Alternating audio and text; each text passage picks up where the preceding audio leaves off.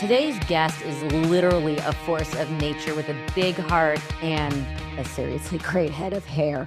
We first met Jonathan Van Ness as the host of Funny or Die's Gay of Thrones, loved it, in which he'd break down Game of Thrones episodes with his trademark wit and humor. Fans soon fell deeper in love with him as the hair and self-care expert on Netflix reboot of Queer Eye, which is now in, which I can't believe, its 9th season.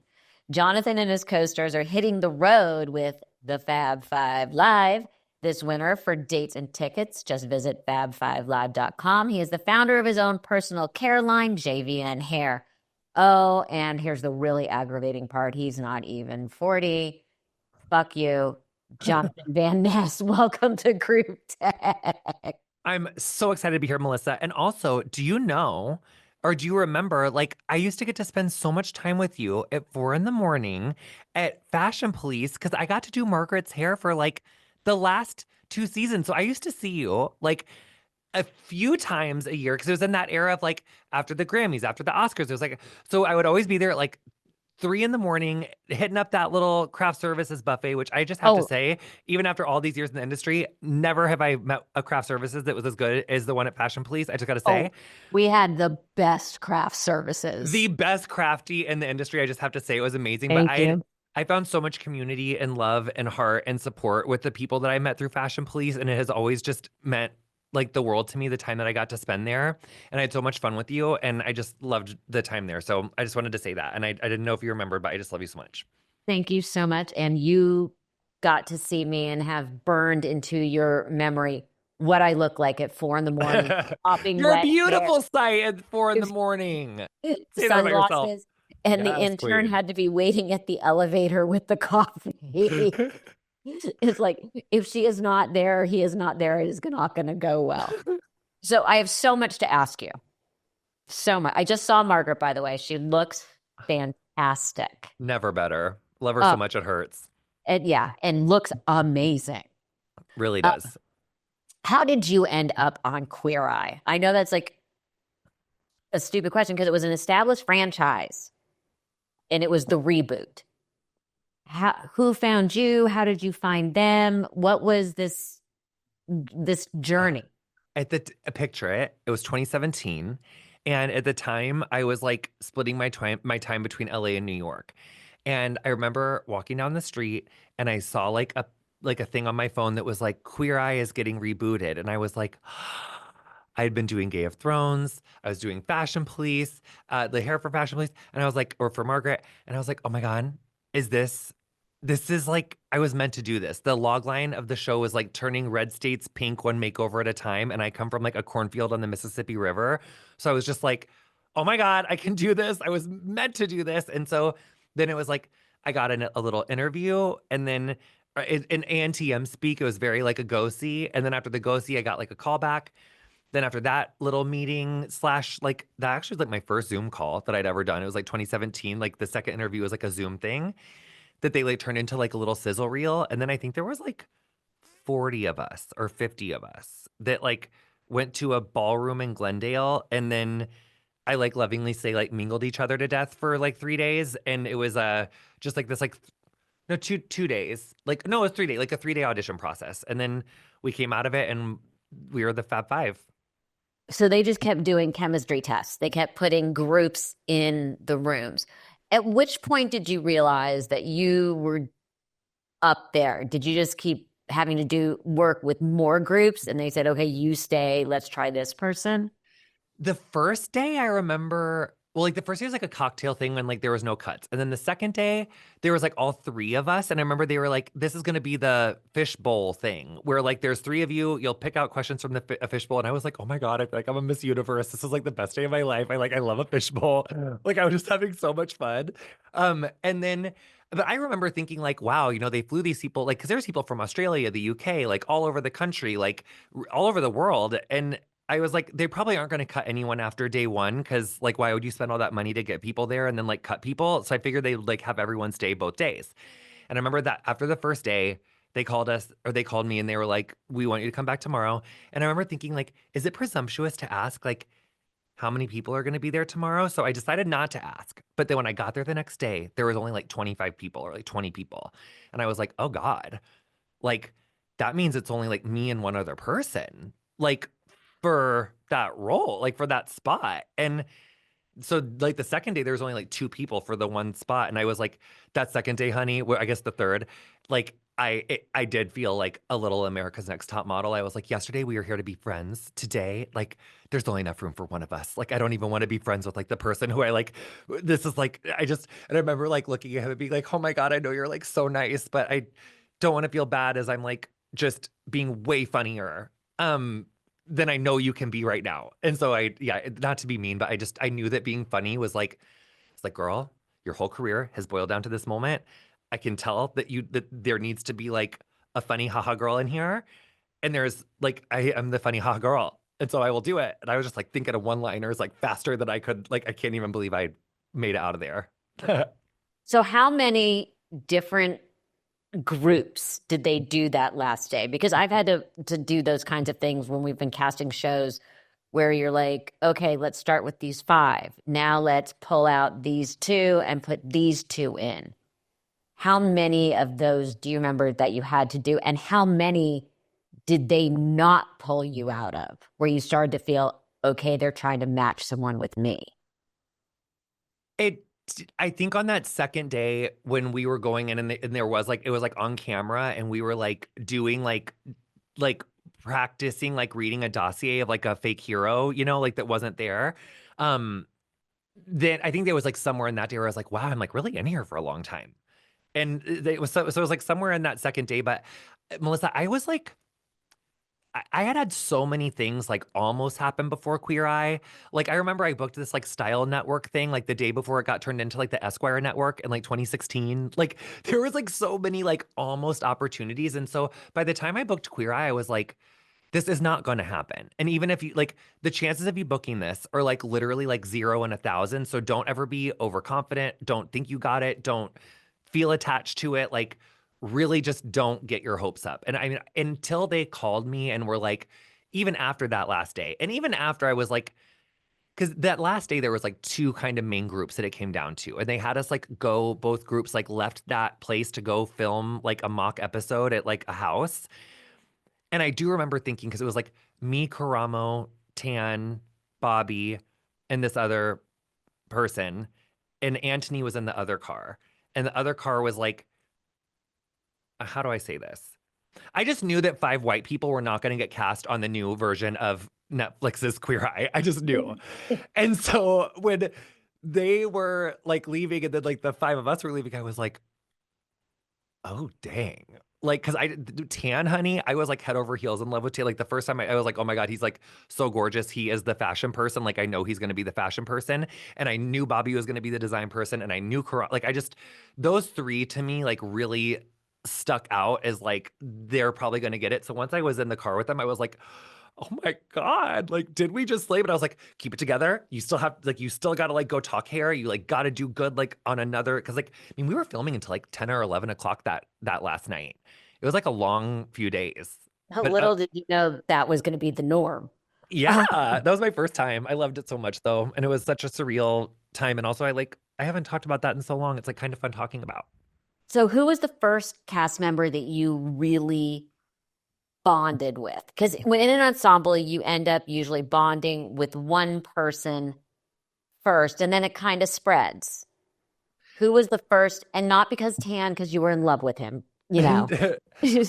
No, I think probably, I mean, I spent the most time with Bobby and Cromwell at first because we were all 3 in LA.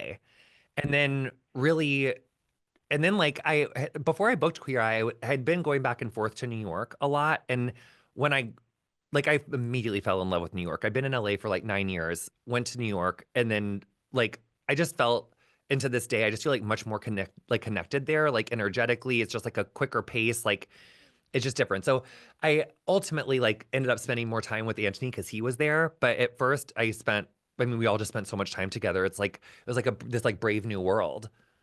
When was the first time? I mean, the fame came very quickly.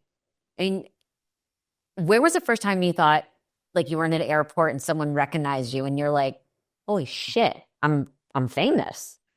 I write about this in my first book, this story where like I had like I'd gotten a publicist and I was like, oh my God, I can't believe I have a publicist. And I remember she like sent me to this like meeting with this like nice man from like Town and Country, like to just like go have like a meeting. And I was like, why am I going to see someone at Town and Country? Like, am I that chic? Is like that's what's happening? Like, am I just like this like chic Town and Country girl now? Like, I guess I'll just go to this like Town and Country meeting in New York. And I think it was at like the Hearst building. So I was like, I got all like cute and I was all like excited and I like did my glam and like got my little outfit to go to like meet these people in Town and Country. And I walked past this lady on the street and she doubled over like I kicked her in the stomach. And I was like, oh my God, are you okay? Like I stopped to help her and she was like, girl, that faggotry you're doing on that show. And at first, it's the first time I'd ever heard someone say faggotry. Like then I realized later that Willem from Drag Race had coined this term and it was actually like a very well coined term. And I was like, honey, I love this term. We are reowning our phrases. We are making new phrases.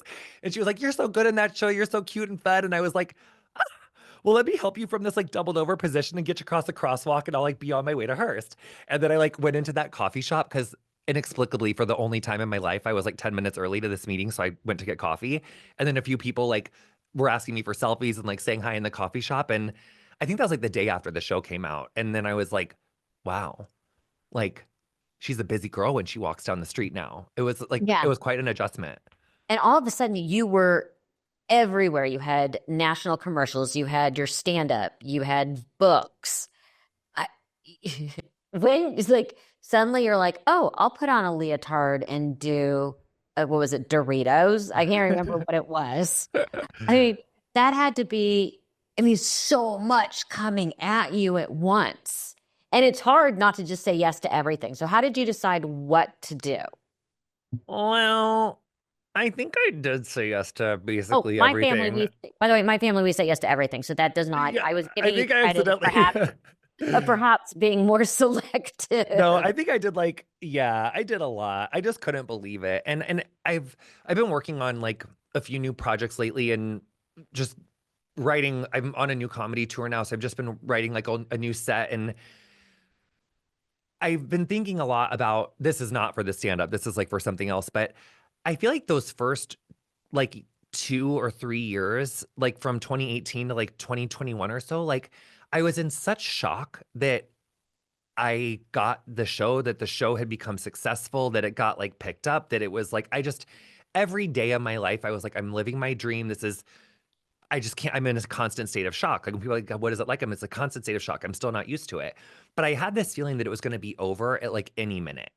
And so anytime someone came with an opportunity, it was yes, it was yes, it was yes. And I just really drove myself into the ground with like anxiety, stress, like living up to like that edit on Queer Eye, which I even talk about this in my book a lot. Like who you see of me on Queer Eye is who I am, but there's like so much more to me that you wouldn't see on there. And so it was a lot to balance. And I think but I did finally get to a point where it was like in 2021, I remember I got this like really gigantic offer for like a hair, like for a hair brand. And I remember just thinking like the ask and what I was going to have to do, it was like really, really intense. And that was when I was like, I want to shift from like this idea of like this could go away at any minute to like this is maybe my career now. Like maybe my PTSD means like there's not another shoe that's going to drop. Like my therapist is always like, girl, you're like living with HIV and like all of these things happen to you. Like maybe the shoes did drop. Like maybe it's going to be okay now. And I'm like, are you sure? I feel like it could just all be taken away at any minute. And so like By the way, we could be related because my I generations of like, it could be all gone tomorrow.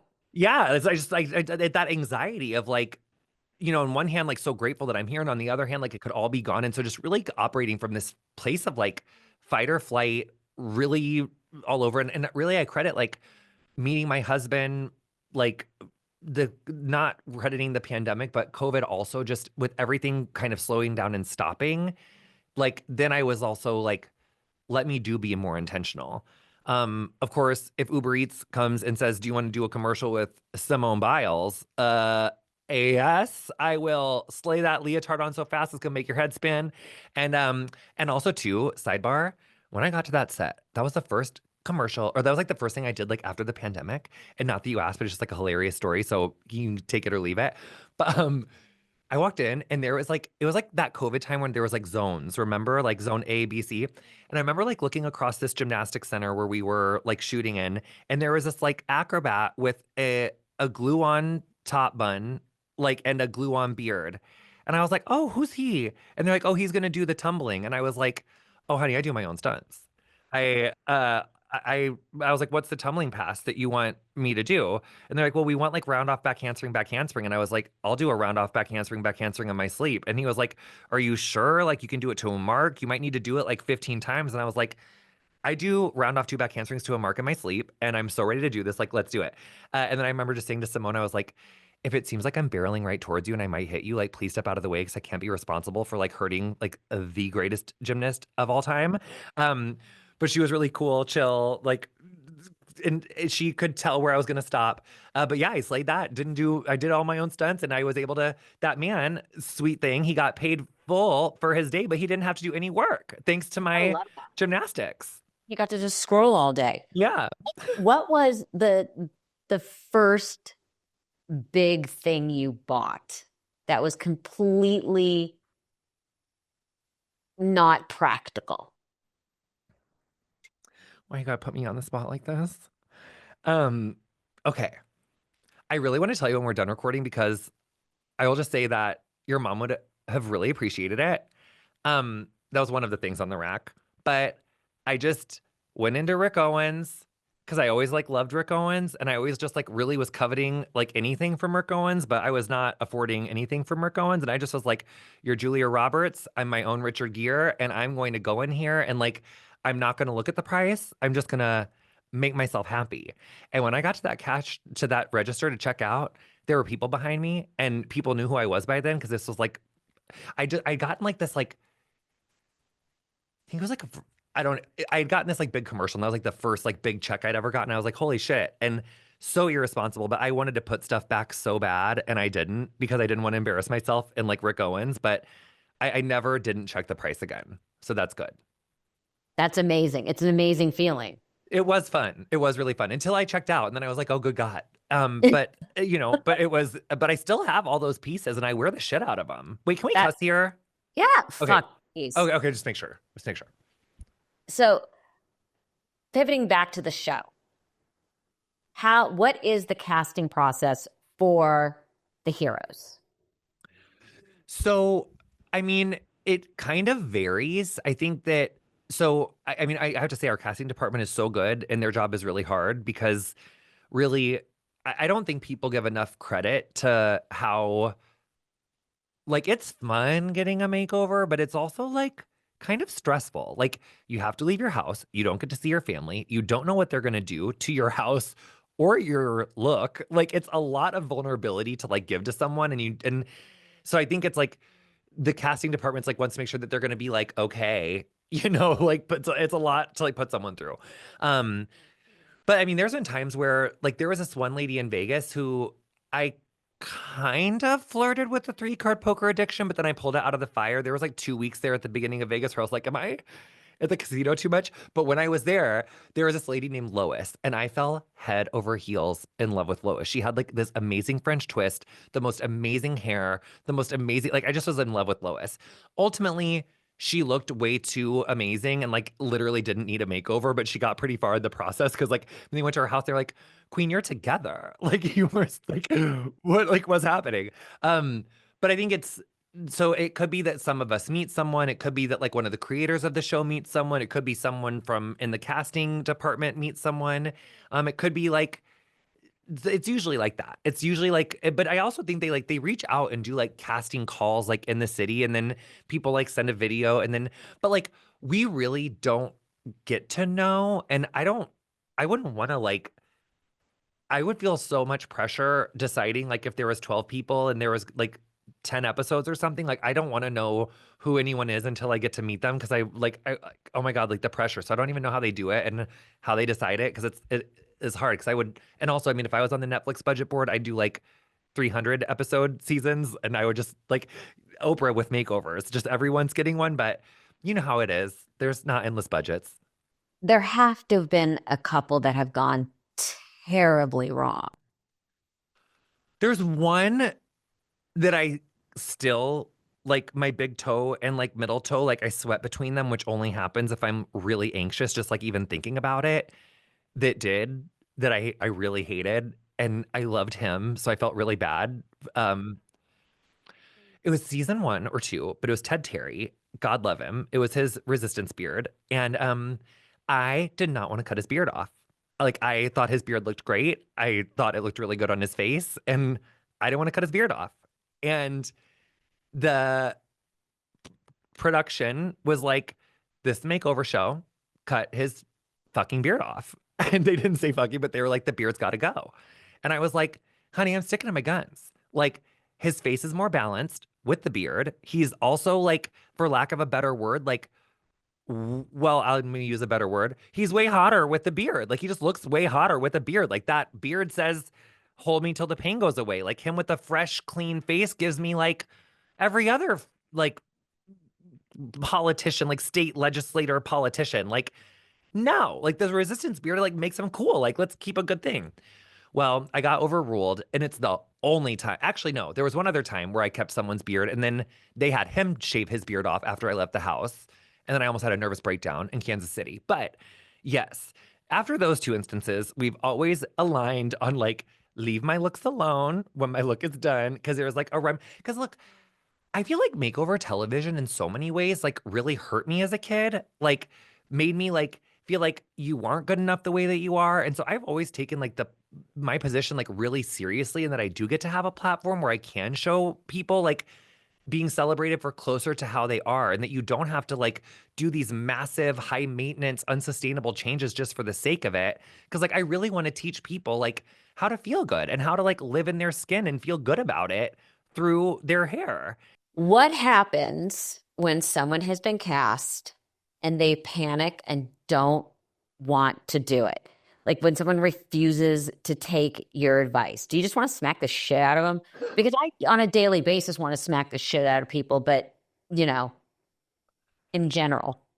it's it's actually like it's never happened to me on the show. I've had bigger issues with like if either like if production wants like a bigger makeover, and then if I'm like down to do that, but then they like rush me, because it's like if you're taking someone really light or you're doing like it really could turn out bad and like not look good, and not only not aesthetically look good, but there's like chemicals and like you can burn someone. It's like, so I don't mess around with that. And I've always been like a stickler for like I need it to be like safe, and I need to have like enough time. Like these are just like I have to have these things.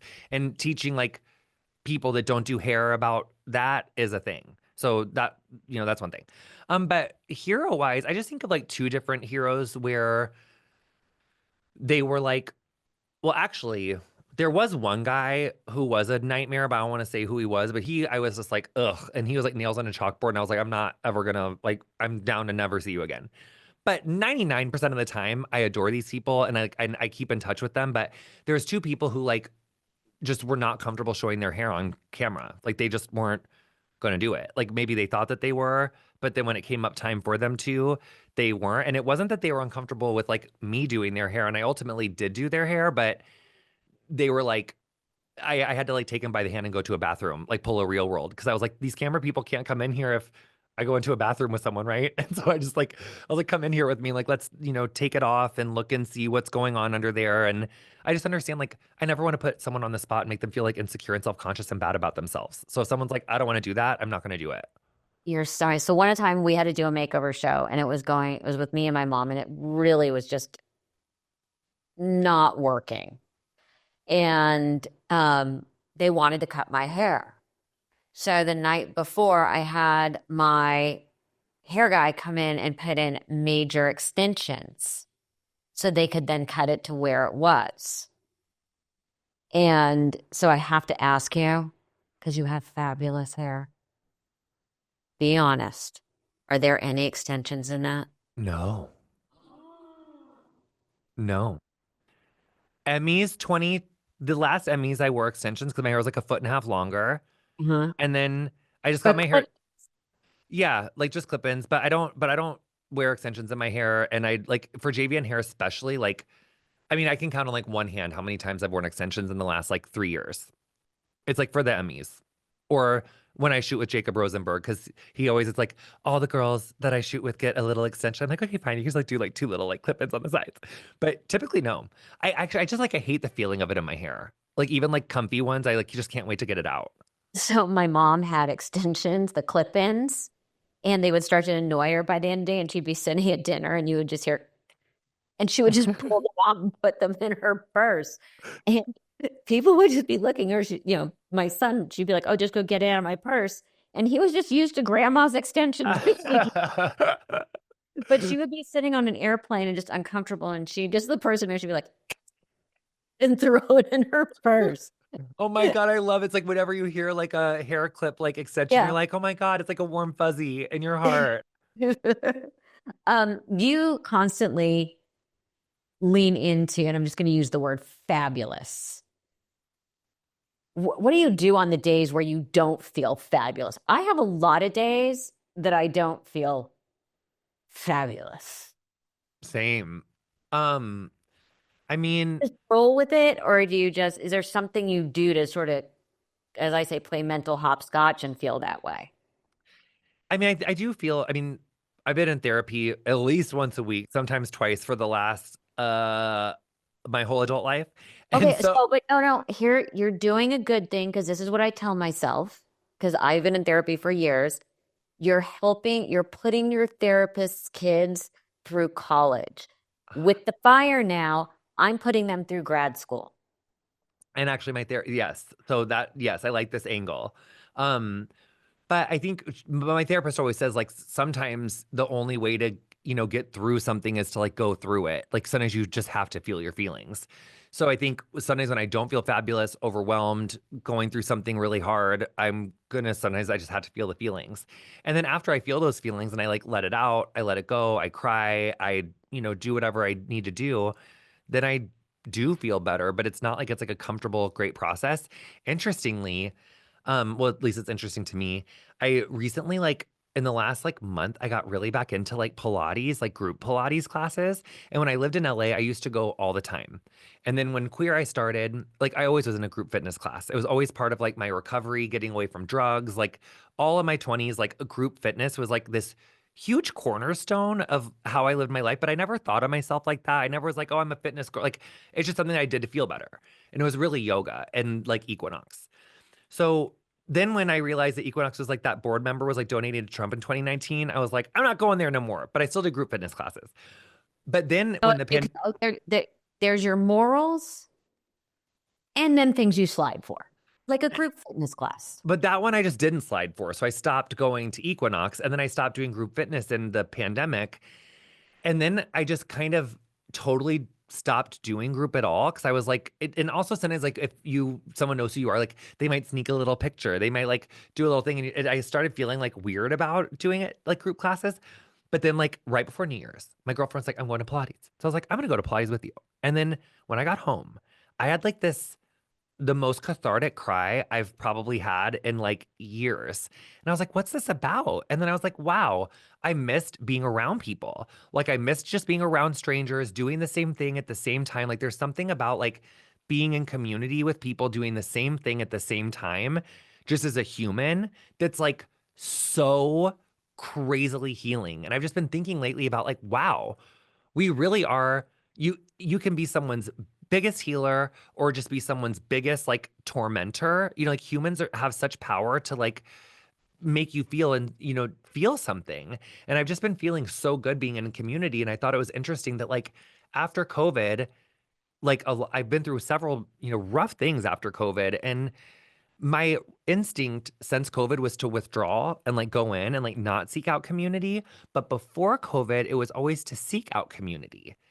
And I think that really changed in the pandemic, like the isolation, like I stopped reaching out to people as much. So I really have felt so much better in this last like month or so, just like, and it might sound so dumb, but I've been like talking about it on my little Instagram. It's like, I just feel so much better being in community, like working out with people. It just feels so much better in my mental health. So longest answer of all time, but that's another thing I do if I feel shitty. It's like I've been trying to do the opposite action. And like, if I feel like being alone, like go be with someone, like go work out, like do the opposite of what you feel like doing sometimes. Sometimes I do need to couch out and be sad. But Yeah. but I did that for like 4 years and I just was sadder and I felt so much better lately. So you have a podcast, Getting Curious.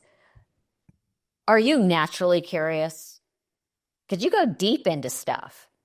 I am. I've always been like this. I don't know what my problem is. I'm an early riser and I'm a curious person. Do you stay up late? No. No, only if I'm getting paid. Like only if I'm doing stand up. Like otherwise I'm like very asleep at 9. Oh, we're in bed at 9, watching TV, dozed off by 10:30. Same. But unless I'm doing stand up. And then I love night culture for And stand up yeah, comedy. But that's but it's psychologically it works and then it's fun. yes, exactly. Okay, I want to play a little game with you. Oh my God, okay. Okay. Called Most Likely To. Okay. I'm going to ask you a series of questions on who is most likely to questions, and then you're going to tell me which of the Queer Eyes castmates come to mind. So, who is most likely to show up first for work? Jeremiah. Who is most likely going to be late? Me.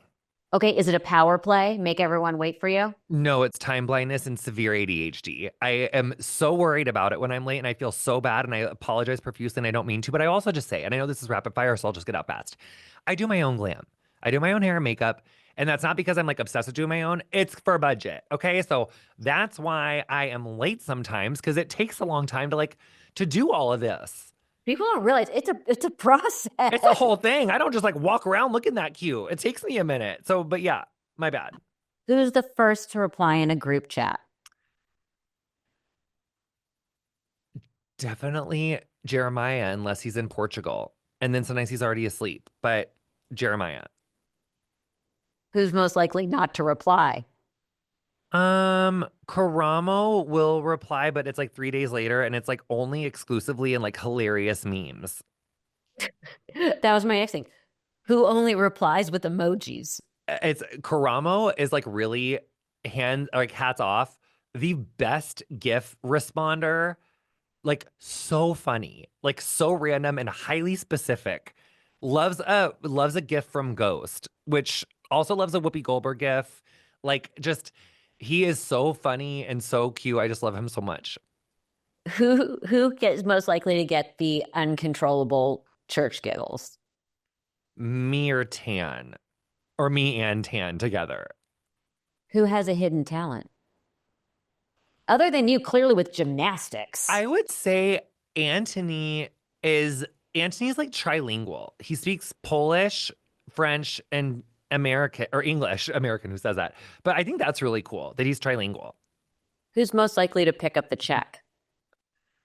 Tan or Jeremiah or Anthony. Who's most likely to ignore that the check has even been put on the table? Me and Karamo. The Fab Five live for day. Oh, let me get one more thing too.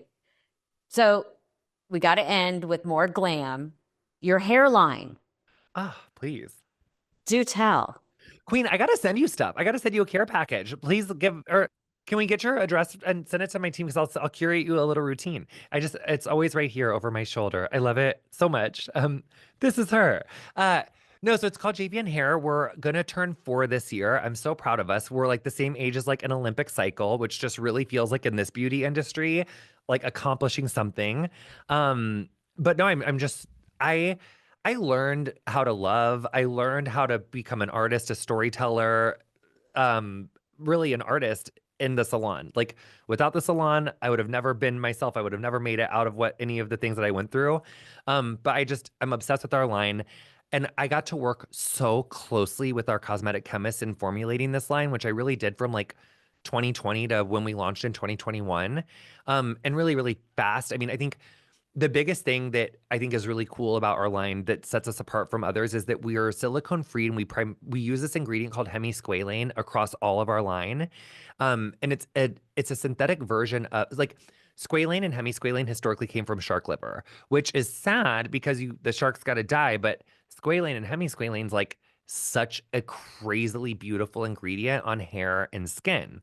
Well, this company made a synthesized version of squalane and hemisqualane that comes from fermented sugar cane that acts the same, looks the same, but no shark's got to die for it. And it's like a really sustainable way to make these ingredients. So we have hemisqualane in all of our line, and the size of the molecule of hemisqualane is so little that no matter if you have like really, really straight hair, really, really coily hair, wavy hair, curly hair, literally any hair, it's just going to find its little home on your hair shaft. And so whether you're dealing with like fragile hair that breaks really easily, or if you're dealing with really like dry hair that just like kind of lacks shine and vitality, or even if you want colored and straightened, girl, literally anything you need, we got you. Like for you, our blowout milk. Oh my God, it has style memory. It's so beautiful. It's the best heat protectant. Our pre-wash scalp oil, you guys, so many people, it's like for like any perimenopausal or menopausal queen or anyone who just had like more fragile hair. And this is why my hair is so thick and long and happy. So you don't have to be perimenopausal to get the benefits. Pre-wash scalp oil, this stuff right here, Melissa. This is like when people are like holistic ingredients. I'm like, you can't even spell holistic. This is the most holistic formula because it's really dealing with like hair and scalp health from so many angles. It's got decongestants in it with turmeric. So like there's turmeric, it helps like decongest and clarify. It has rosemary, which helps to increase blood flow to the scalp. So it helps to increase blood flow circulation. It like facilitates better hair growth. Then there's bisabolol from chamomile, which is really powerful in terms of anti-breakage. And then it makes your hair really shiny. It soothes the scalp. My dad, he's bald. His scalp looked like a block of Parmesan cheese before he started using pre-wash scalp oil. Seriously, it was because when you lose your hair, like your scalp just sees all these elements, and your scalp wasn't really meant to be like exposed to that much. You know, it's meant to have hair on it. So if you have alopecia, pre-wash scalp oil, oh my God, it's just like, oh, I love it so much. I can't stand it. It's sad how you're not passionate about this. Oh, I do. Thank God. If nothing of Queer Eye had ever happened, I have always loved doing hair, and I always will love doing hair. So I always have like a safe space to be in. What is the one product, not necessarily of yours, that every woman should have in her shower?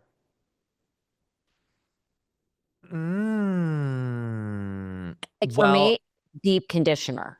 Ooh, yeah, a mask is really good. When you were saying like not mine, I was like, oh my God, I like don't know. I really only use my stuff in the shower. But just like is it? No, it's like a category. Yes, of course. I would say, I mean, oh God, that's like so hard, Melissa. All right. If we're gonna stay out of hair care, just like which I love, I'm gonna say, and not to be like a dumb bougie coinsy queen right now, but I accidentally interviewed Frances Hannon on the pod. She did all the hair and makeup for Wicked, and she's like so incredible. Like her artistry just gags me to no end. So I was like, "What's your favorite face wash?" And she was like, La Mer Energizing Gel Cleanser. So I was like, "Oh, let me add that to cart really quick." Best $105 I've ever spent in my life. Like, do I want to spend $100 on face wash for the rest of my life? No. Am I going to? God willing, if I can afford it. The smell of this stuff, like, and the way it leaves my face feeling like so not dry, but like if you wanted to just like get out of the shower with this stuff, like you really, I mean, I still put like a little essence or like a little like something, but you really don't need like 5 layers of skincare afterwards. Like it leaves your face feeling like plump and supple and gorgeous. Have you ever tried it? There's like I am also a big fan of whenever you're going to get something, getting as many samples as possible. Ooh. Like my friends and I do that, and someone recommended that we have a sample party where we all bring our samples and can trade for who wants to try what. Can I get invited? I want to go to the sample party. But if you've never tried that and you're just looking for something to like impulse buy irresponsibly, like a really expensive bougie face wash, I just think is kind of like fun and a treat. Got it. So the Fab Five Live dates and tickets, visit fab5live.com. Getting Curious with Jonathan Van Ness, his podcast, and Not Like There's Not Enough, Queer Eye Season 9 is now streaming on Netflix. This has been so much fun. Thank you so, so much. Thank you so much for having me, Melissa. And we're so excited to see people out at the show.